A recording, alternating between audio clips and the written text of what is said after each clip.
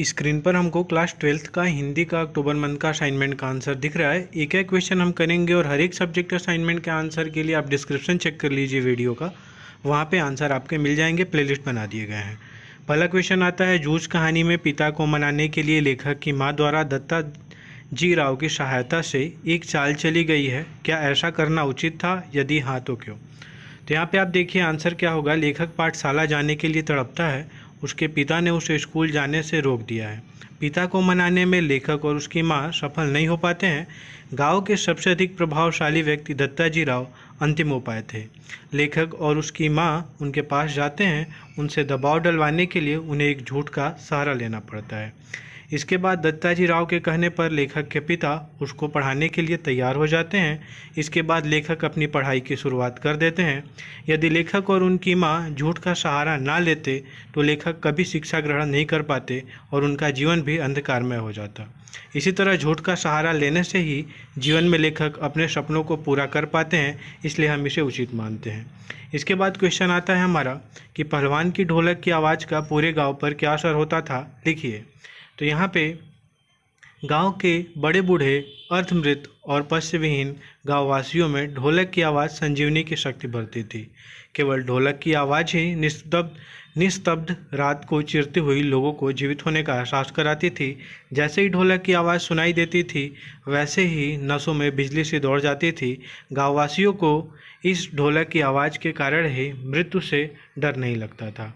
सहर्ष स्वीकारा है कविता किसको व क्यों स्वीकारने की प्रेरणा देती है, लिखिए।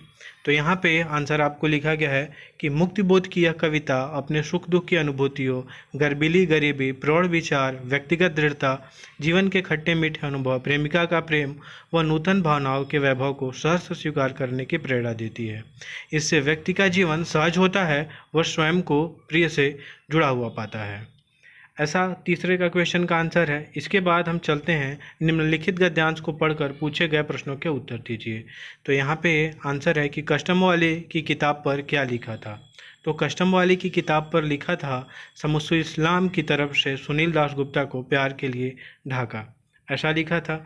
इसके बाद हमारा ख इसी का है कि कस्टम वाला कहाँ का था, वह भारत कब आया था। कस्टम वाला ढाका का था, जब डिवीज़न हुआ था तभी वह भारत आया था। इसके बाद इसका ग है कि कस्टम वाले को यह किताब किसने और कब दी थी।